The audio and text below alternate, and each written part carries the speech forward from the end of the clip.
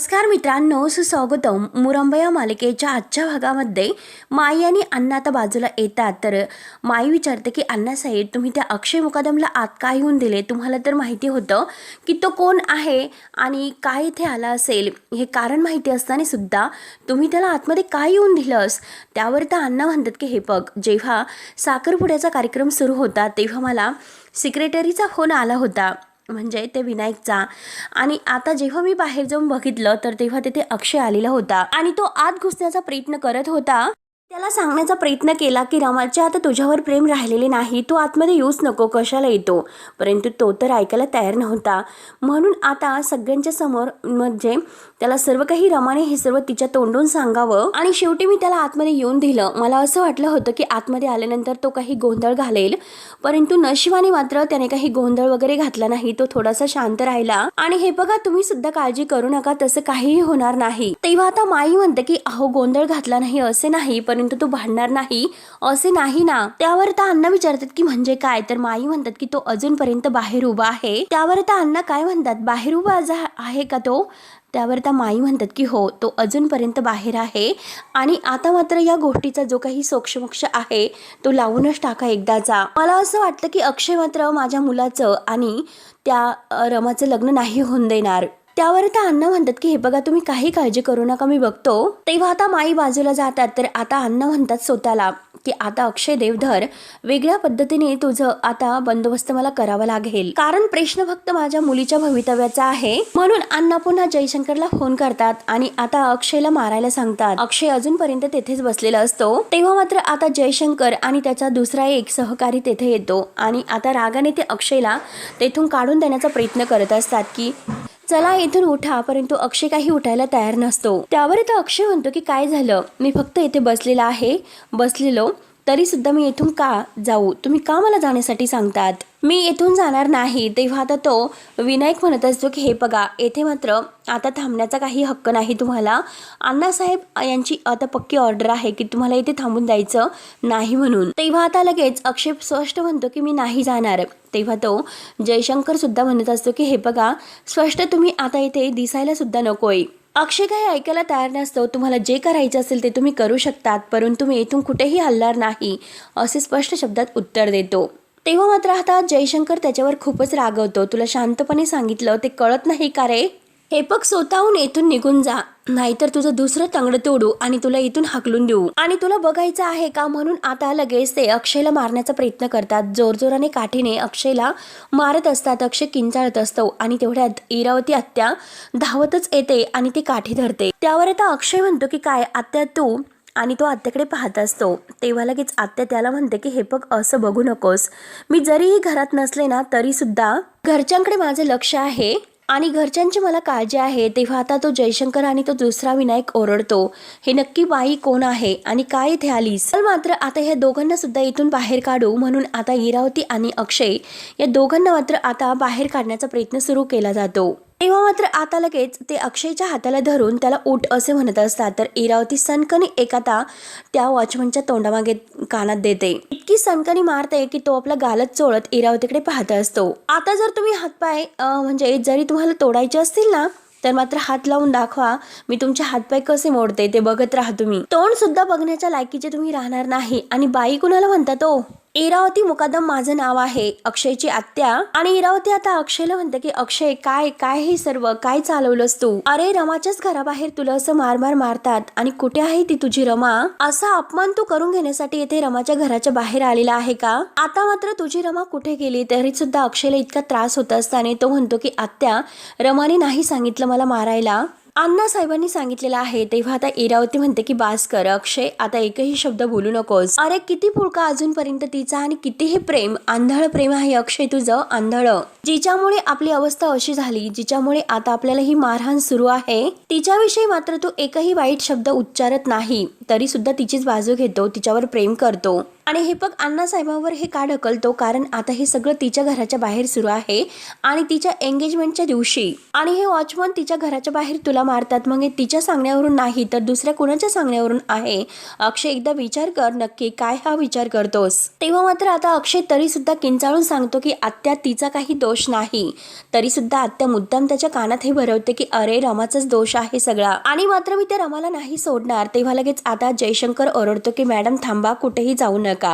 आता इरावती विचारते की कुठे जायचं, मग तुमच्याशी येथे गप्पा मारत थांबू का, बसा खाली. तेव्हा आता जयशंकर खूपच घाबरतो आणि आपला गाल चोळत इरावतीकडे पाहत असतो. इरावती त्याचीच काठी हातामध्ये घेते आणि काय मॅडमला येथे थांबायचं, तुमच्या जवळ बसायचं आणि तुमच्याशी बोलायचं का, म्हणून इरावती रागाने आतमध्ये निघून जाते. अक्षय म्हणतो की आत्या आत्या. तेव्हा आता जयशंकर अक्षयकडे बघून हसतो, तर अक्षय रागाने त्याच्याकडे पाहत असतो आणि आपली काठी उचलून तो उठून उभा राहतो. तर वॉचमन आणि तो जयशंकर आता धावतच आतमध्ये जातात. त्यानंतर आता इकडे एंगेजमेंटचे आतमध्ये फोटो काढले जातात, साई आणि रमा या दोघांचे एकत्र, परंतु रमाच्या चेहऱ्यावर मात्र हास्य नसते. तेव्हा तो फोटोग्राफर म्हणतो की हे बघा मॅडम, थोडंसं हास्य करा, एंगेजमेंट तुमची आहे असले म्हणजे असं काहीतरी हास्य करा.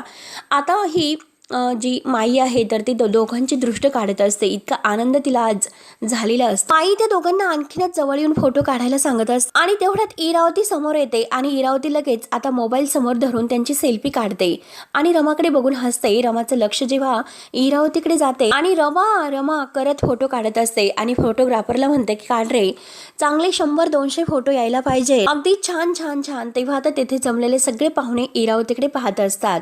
आता मात्र माई साई हे सगळेजण रमाकडे बघतच असतात आणि आता इरावतीकडे सुद्धा आता सगळेजण आती पाहत असतात की नक्की कशाला इथे आली असेल. आता ही साई आणि रमा एकमेकांना खुणावतात. तर आता इरावती म्हणते की इकडे मी बघू तुझा सेल्फी काढते आणि आपल्या मोबाईल मध्ये सुद्धा फोटो काढत म्हणते की हे बघ, मी फक्त तुला हे सांगायला आले, अगं हे बघ बाहेर माझा पुतण्या तुझी वाट बघत उभा आहे, त्याला चांगली मारहाण केली जाते आणि तू मात्र आता इथे याच्याबरोबर एंगेजमेंट आहे ती उरकून घेतलीस आणि छान आता फोटो सुद्धा काढतेस. मला हेच कळत नाही की याला एंगेजमेंट म्हणायची की तमाशा म्हणायचा. तेव्हा आता अक्षयला मारले जाते हे ऐकल्यानंतर रमा लगेच साईकडे पाहते, पण ते सर्व असून द्या, ह्या तमाशाचे मात्र सुंदर सुंदर फोटो मला मिळायला हवेत, म्हणून साईला म्हणते की खांद्यावर हात ठेव तू रमाच्या. तेव्हा आता माई म्हणते की काय काय बोलतात तुम्ही. तेव्हा आता इरावती म्हणते की मी आणि काय बोलते, ते दिसतं आहे तेच बोलत आहे आणि यांचं तर सुरूच आहे आणि हे बघा मी तुमच्याशी नाही बोलत, यांच्याशी बोलते, असं आता माईंना धमकावून ठेवते. 4 दिवस माझ्या अक्षय बरोबर प्रेमाचं नाटक केलं आणि इकडे येऊन मात्र नवरा म्हणून वेगळ्यालाच गाठलं आणि अक्षय बरोबर फक्त प्रेमाचं नाटक करून त्याचा संसार अधुरा सोडला. आणि तेवढ्यात अक्षय आत येतो. आत्याला म्हणतो की तू काय करतेस.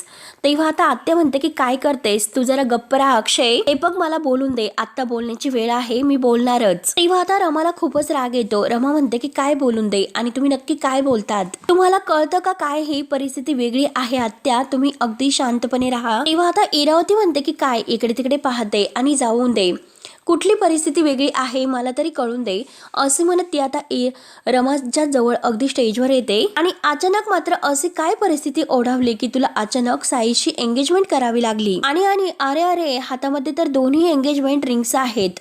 रमा आपल्या हाताकडे पाहते. नक्की तू कोणाच्या आयुष्याचे खेळ खेळतेस, या दोघांच्या आयुष्याशी का तू खेळ खेळतेस आणि काय ग, काय अशी मुग गिळून गप्प बसलेली आहे, बोल ना काहीतरी, नक्की हा सर्व तमाशा काय सुरू आहे. आणि पाचगणीतील लोकांना मात्र आता येथे आल्यानंतर काही घडले आहे ते माहिती नसेल, त्यामुळे सगळ्या लोकांना काय घडलेलं आहे मी माझ्या तोंडाने सांगते. आता इरावती सांगायला सुरुवात करते की 7 वर्षापूर्वी या रमाबाईचं माझ्या अक्षयशी लग्न झालं होतं. आता त्यानंतर त्यांना एक बाळ झालं आणि जन्माला घातल्यानंतर तर लगेच दुसऱ्या दिवशी ते बाळ माझ्या हातामध्ये देऊन निघून गेली, गायब झाली आणि अचानक 7 वर्षानंतर पुन्हा आमच्या आयुष्यामध्ये आली, आमच्या घरी येऊन राहिली आणि आमच्या मुलाला पुन्हा तिने स्वतःमध्ये गुंतवलं, वेडा केलं आणि पुन्हा त्याला तिच्या प्रेमात पाडलं आणि आमच्या अक्षयला मात्र आमच्यापासून तोडलं आणि आता मात्र त्याला रस्त्यावर आणलं, हो रस्त्यावरच आणलं आणि आज मात्र ह्या साईशी एंगेजमेंट करायला उभी आहे.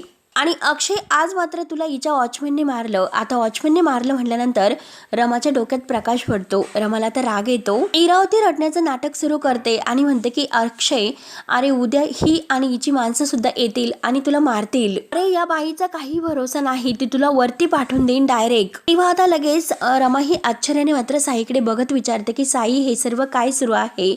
तेव्हा आता इरावती म्हणते की अगं असं आश्चर्याने का बघतेस, तुला माहिती नाही का तुझ्या घराच्या बाहेर हे सर्व तमाशा सुरू होता. वॉचमन मार याला मारत होता, म्हणजे नक्की तूच त्यांना मारण्यासाठी ऑर्डर दिल्या असतील. आणि इथे शांतपणे मात्र साईच्या हातामध्ये अंगठे घालून एंगेजमेंट करते, त्याच्याबरोबर फोटो काढते.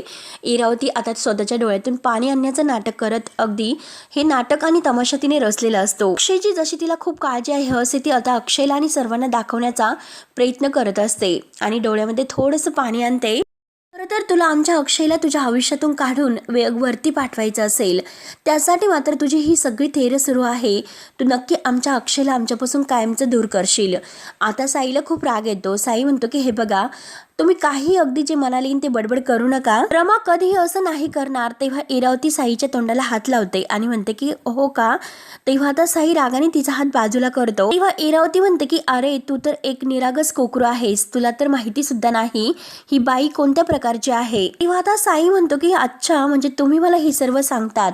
तुम्हाला तर मी चांगलंच ओळखतो, त्यामुळे तुम्ही येथून निघण्याचा प्रयत्न करायचा. तेव्हा आता माई आणि साई मात्र दोघंही आता जायला सांगत असतात, येथून निघा, कायमचं निघा, लवकर आत्ताच्या आत्ता येथून निघा.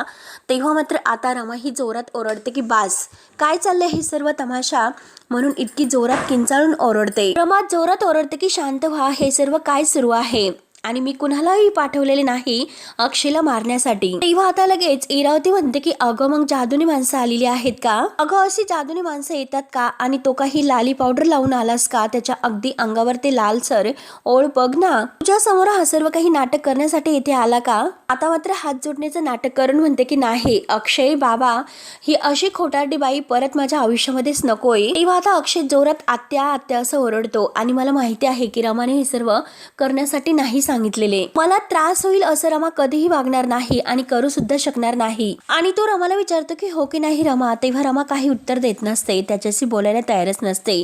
तर इरावती डोक्याला हात लावते आणि म्हणते की अक्षय अरे अजून सुद्धा डोळे उघड. डोळ्याला झापड लावून तो अगदी बंद पाहतोय. पूर्णपणे ह्या रमा मॅडमच्या प्रेमात तू आंधळा झाला आहे. नको बाबा अक्षय, ह्या असल्या बाईशी मला कोणतेही संबंध नाही ठेवायचे, चल लवकर इथून. तेव्हा मात्र आता माई लगेच म्हणते की हो, संबंध ठेवण्यासाठी रमा इथे आली नव्हती, हेच मात्र तिच्या मागे मागे शाळेत आले होते. आता मात्र यांना रमाचा पैसा पाहिजे असेल म्हणून ते इथे नक्की तिच्या पाठीमागे आले असतील. तेव्हा आता इरावती लगेच म्हणते की शी. तेव्हा आता रमा ही जोरात माईला ओरडते की आई थांबा. तेव्हा आता माई काही ऐकायला तयार नसतात. माई आता रमावरच ओरडते की तू शांत हो, तू थांब जरा. माझ्या होणाऱ्या सुनाला ह्या लोकांसमोर वाटेल तशी ही बाई बोलते आणि मी ऐकून घ्यायचं. तेव्हा आता रमा ही जोरात किंचाळते की आई थांबा, तुम्ही सगळं का बोलतात. तेव्हा आता इरावती म्हणते की हो, आम्ही गप्प बसतोय आणि जे काही चालत आहे तर ते सुंदर चालून द्या. आणि हात जोडून मी तुला विनंती करते की ह्या माणसाबरोबर तरी आनंदाने नांद, संसार कर आणि एका बरोबरच नांद आता यापुढे. आणि अक्षयला म्हणते की हा सुद्धा वेडा बिचारा आहे, चल अक्षय. तेव्हा आता साई मात्र माईला शांत राहायला सांगतो की जाऊन दे त्यांना एकदा, तू त्यांच्या तोंडी लागू नकोस. आता अक्षय काही निघायला तयार नसतो तर इरावती त्याच्या हाताला धरते आणि आता अक्षयला घेऊन जात असते. पण अक्षय खुश होत आपल्या रमाकडे पाहत असतो. सारखं तो रमाकडे पाहत असतो आणि रमा अक्षयकडे. त्यानंतर आता इकडे पार्वती आजी वाटच पाहत असते की अक्षय कधी रमाला घेऊन येईल आणि कधी एकदाचं तिथेचं औक्षण करेल. औक्षणाचं ताट सुद्धा अगदी तयारच असतं. आरोही सुद्धा आता त्यांची वाट बघून पूर्ण थकलेली असते आणि तेवढ्यात मालविका तर मस्त मोबाईलमध्ये पाहत असते. आता ही पार्वती आजी विचारते की काय ग आरोही, काय झालं. तेव्हा आता आरू म्हणते की हे बघ आजी, अगं मला टेन्शन येतं ग. आजी विचारते की कसलं ग.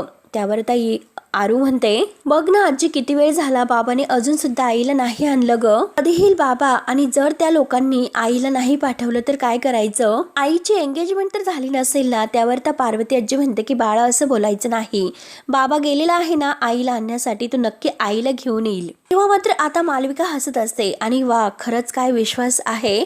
आणि काय तर म्हणे आता ही रमा येणार आहे. आता मात्र एंगेजमेंट तर झालीच पाहिजे, तरच खरी मजा येईल. त्यानंतर आरोही म्हणते की अगं आजी, मला काळजी वाटते कारण माझी फॅमिली तुटायला नकोय. त्यावर त्या पार्वती आजी म्हणते की आरो, तू असं कसं म्हणतेस. अगं तुझी फॅमिली कशी तुटेल बरं. हे बघ, आज शाळेमध्ये मात्र दत्त जयंती होती, म्हणजे आज दत्त जयंती होती आणि तू छान पूजा वगैरे केलीस ना, सगळं काही छान होईल आणि नक्की देवप्पा तुझी प्रार्थना ऐकेल. त्यामुळे तू काही टेन्शन घेऊ नकोस बाळा, काही होणार नाही. आणि तेवढ्यात आरोही समोर पाहते आणि बाबा असं ओरडते. तेव्हा लगेच आता इरावती आत्या म्हणते की अक्षय काही होणार नाही आणि आरूला सुद्धा म्हणते की हो, असं काही होणार नाही. आणि तेवढ्यात पार्वती आजी उठते आणि अगदी बघून तिला धक्काच बसतो आणि विचारते की अक्षय काय झालं तुला. इरावती म्हणते की बघा काय झालं ते. त्या रमाने मात्र आपली माणसं पाठवली होती याला मारण्यासाठी आणि याला मारायला माणसं पाठवून हातपाय तोडण्यासाठी सांगितले होते. तर हे ऐकून आता पार्वती आजीला शॉक बसतो. पार्वती आजी म्हणते की अगं तू काय बोलतेस हे.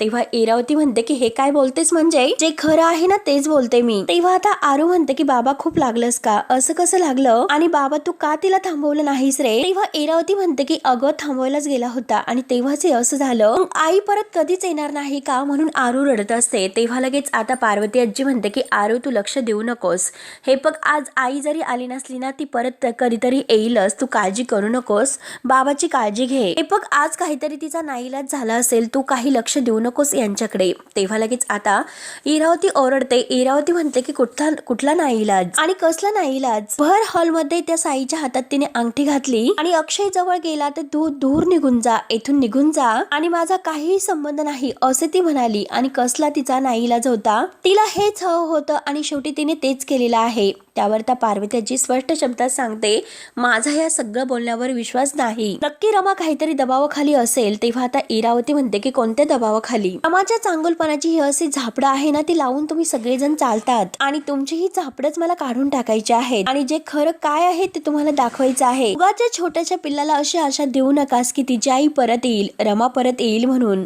आणि हे बघा मात्र आता तुमचा माझ्यावर विश्वास नाही ना बसणार विश्वास, थांबा. आणि लगेच आपल्या मोबाईलमध्ये आता साई आणि त्या रमाचे फोटो एकत्रितले दाखवते. तेव्हा आरोही घाईने ते फोटो पाहते आणि तिला खूप वाईट वाटतं. आता इरावती म्हणते की घ्या, छान हातामध्ये हात घालताना फोटो आहे, रिंग घालताना आणि सगळं काही अगदी छान स्माईल तोंडावरची सगळं मस्त फोटो आहेत. मालविका ते फोटो पाहते तर तिला आनंदच होतो. इरावती म्हणते की बघा ती किती आनंदी आहे, तिच्या चेहऱ्यावर अगदी दुःखाचा काही लवलेश आहे का, आपल्या नवऱ्याबद्दलची काळजी वगैरे आहे का काही, आणि ना आपल्या मुलीची चिंता तिला. तेव्हा आता मालविका म्हणते की हो ऍक्च्युली रमा खरंच हसते आणि रमा तर खूपच बदलली आहे. तेव्हा आता पार्वती आजी म्हणते की हे बघा तरी सुद्धा माझा विश्वास नाही बसत आणि अक्षय काय रे हे सर्व काय सुरू आहे. तेव्हा आता अक्षयला सगळ्यांचा राग येतो. अक्षय सगळ्यांना शांत राहायला सांगतो आणि पार्वती आजीला म्हणतो की खरं तर या फोटोमध्ये रमा तुला हसताना दिसते ना ती खरी रमा नाही. तुम्हाला असं वाटतं की ती हसते परंतु या हसण्यामागचं दुःख तुम्हाला नाही दिसत. ते दुःख मी माझ्या डोळ्यांनी पाहिलेलं आहे आणि ते दुःख मला जाणवलेलं आहे. मला पूर्ण खात्री आहे की रमा लग्न करेल तर ते माझ्याशीच. तेव्हा आता इरावती लगेच त्याला म्हणते की बास, अरे असल्या भ्रमात राहू नकोस. आता मात्र त्या अण्णाने अख्ख्या पाचगणीतील लोकांना त्यांचा साखरपुडा जाहीर केला आणि त्यांच्या सगळ्यांच्या समोर हा साखरपुडा झाला आणि रमाने मात्र आनंदाने साईने जी काही रिंग घातलेली आहे तर ती आनंदाने आपल्या बोटात घालून सुद्धा घेतली आणि ते केवळ तुझ्यासाठी, तुझ्याकडे परत यायला नाही, त्यामुळे रमा कधीही तुझ्या आयुष्यामध्ये नाही येणार. तेव्हा आता अक्षय म्हणतो माझं प्रेम तिला माझ्याकडे येण्यासाठी भाग पाडेल आणि हे सर्व करायला अगदी भाग पाडेल. ती नक्की माझ्याकडे येईलच आणि मी तिला माझ्याकडे आणेल. तेव्हा आता लगेच इरावती म्हणते की कुठलं प्रेम आणि कुठलं काय, अरे लग्न विग्न सोडून दे, रमा कधीही तुझ्याकडे नाही येणार, तो विषय तू सोडून दे. अरे रमाने मात्र तुला या घरात जरी राहून दिलं ना तर नशीब तुमचं, या घरामध्ये सुद्धा ती तुम्हाला नाही राहून देऊ शकत. आणि हे बघ अरे तुझी नोकरी सुद्धा शाबूत राहते की काय याचा विचार कर. आणि आता मात्र तू अण्णासाहेब यांना विरोध केला, एंगेजमेंट मध्ये तू वर गेला आणि जे काही झालं त्यामुळे मात्र ते आता काहीतरी वेगळा निर्णय घेतील आणि तुला नोकरीवरून आणि घरातून बाहेर काढतील. आणि जेव्हा तुम्हाला त्यांनी घराच्या बाहेर काढलं तर तेव्हा तुम्ही माझ्याकडे अमेरिकेला या, त्यावेळेस मात्र मी तुम्हाला नक्की माझ्याकडे बोलावून घेईन. असे बोलून इरावती आत्या जायचं नाटक करते तर अक्षय लगेच आत्याला आत्या असं म्हणून थांबवतो आणि हे बघ आत्या तू कुठेही नाही जाणार, हे असं चिडून मात्र घर सोडू नकोस सांगतो की प्लीज तू थांब. तेव्हा आता इरावती हसते आणि म्हणते की अक्षय मी जे काही तुला सांगत आहे ते तुला पटले का. तेव्हा अक्षय नाही म्हणतो आणि मला पूर्ण माहिती आहे की रमाचं माझ्यावर प्रेम आहे, रमा माझा श्वास आहे आणि माणूस कधीही श्वास घ्यायचा विसरत नसतो, त्यामुळे मी सुद्धा तिला कधीही विसरू शकत नाही आणि ती सुद्धा मला कधीही विसरू शकत नाही. हे एकत्र होते आणि यापुढे सुद्धा ते कायमचे एकत्र राहतील आणि भलेही आमच्यामध्ये आता अंतर पडलं असेल, एकमेकांपासून आम्ही लांब असू, परंतु मी तुम्हाला उद्या नक्की सांगतो की रमा माझ्याकडे परत येईल म्हणून आणि आम्ही एकत्र असू. आणि या घरातील सून रमा या घरात माप ओलांडून परत येते की नाही बघत राहा आणि हे सगळं तुला बघायला हवं, तू बघण्यासाठी येते थांब, त्यामुळे तू जाऊ नकोस असे मी तुला सांगतो. माझी इच्छा आहे की तू हे सर्व बघायला थांबावं की रमा या घरात परत कशी येते, या घरातील लोकांना कसं आनंद देऊन यांना एकत्र बांधून ठेवते, ते पण अगदी घट्ट. आता हे ऐकून पार्वती आजी आणि आरोहीला खूपच आनंद होतो. तेव्हा आता इरावती म्हणते की हो, मग तर मी थांबणारच आहे की तुझी रमा या घरात परत कशी येते आणि कसे आनंदाने हे घर करते मी सुद्धा पाहते आणि त्यासाठी थांबतेच इथे. तेव्हा आता आरोही मात्र आता अक्षयच्या हाताला धरून त्याला व्यवस्थित आतमध्ये घेऊन जात असते. त्यानंतर आता इकडे रमा मात्र आता अण्णांना आणि माई या सगळ्यांना विचारते की तुम्ही अक्षयला का मारलंस, काय गरज होती तुम्हाला मारहाण करण्याची. तेव्हा आता अण्णा म्हणतात की रमा, माझ्याकडे दुसरा कोणताही पर्याय नव्हता आणि मी तुला अगोदर सांगतो की यात साईचा काहीही संबंध नाही. तेव्हा रमा म्हणते की हो, मला माहिती आहे की त्यांचा हात नाही, कारण ते तसे नाही. तेव्हा मात्र आता लगेच माई रागाने म्हणते की अगं ए पोट्टे, त्या अक्षयला मारलं तर तुला का मिरच्या झोंबतात, अजून सुद्धा तू अक्षयवरच प्रेम करते का. तेव्हा आता साई माईवर ओरडतो की माई. तेव्हा आता अण्णा सुद्धा माईंना म्हणतात की तुम्ही काय बोलतात. तर आता माई म्हणते की माफ करा अण्णासाहेब, पण अक्षयला मारले तर हिचा जीव तुटतोय. इथे मात्र माझ्या पोट्याशी लग्न करायला निघाली आणि काळजी कोणाची आहे तर हिला त्या अक्षयची. तेव्हा आता लगेच रमा ही अगदी जोरात ओरडत म्हणत असते की किती काही झाले तरी तो माणूस आहे ना माझ्या मुलीचा बाप आहे, आणि हे बघा जरीही आमचा डिव्होर्स झाला असला तरी सुद्धा हे नातं मी कसं तोडणार. हे नातं तर आयुष्यभरासाठी राहील, पण मी हे नातं नाही तोडू शकत. आणि अण्णा, मी तुम्हाला शेवटचं सांगते, मारहाण प्रकरण मला नाही चालणार, मला हे सर्व नाही आवडणार. तेव्हा लगेच आता माई उठून उभ्या राहतात आणि साईला म्हणते की बघ कशी बोलते तुझी ही रमा, दिखावा नुसता, हिला तर अक्षयला विसरायचंच नाही. तेव्हा आता रमा शांतपणे म्हणते की आई तसे नाही, मी त्यांना विसरून पुढे जाते, परंतु मारहाण त्यांना नाही करायची. तेव्हा आता माई विचारतात की अगं तुला तर त्याला विसरायचं आहे, मग कसे विसरणार तू.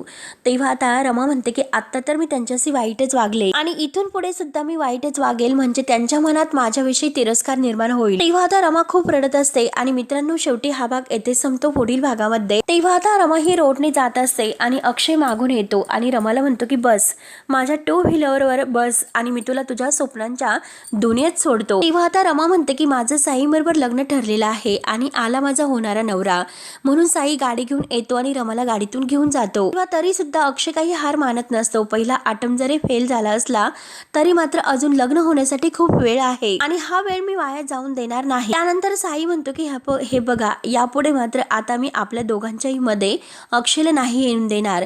आज मात्र मी तुम्हाला शाळेमध्ये सोडतो आणि लगेच गुरुजींकडे जाऊन लग्नाचा मुहूर्त काढतो. त्यानंतर आता अक्षय ऑफिसमध्ये येतो आणि ऑफिसमध्ये आल्यानंतर म्हणतो तुम्ही कधीही माझ्यावर प्रेम नाही केलं का. तर रमा नाही म्हणते. मग तो आता जो फोटो आहे त्याचा तर समोर टेबलवर ठेवतो आणि आता म्हणतो की हा फोटो जाळून टाका आणि मला कायमचं विसरून जा. तेव्हा आता रमा अगदी तो फोटो जाळेल का हे पाहण्यासाठी आपल्या चॅनलला नक्की सबस्क्राईब करत राहा. धन्यवाद.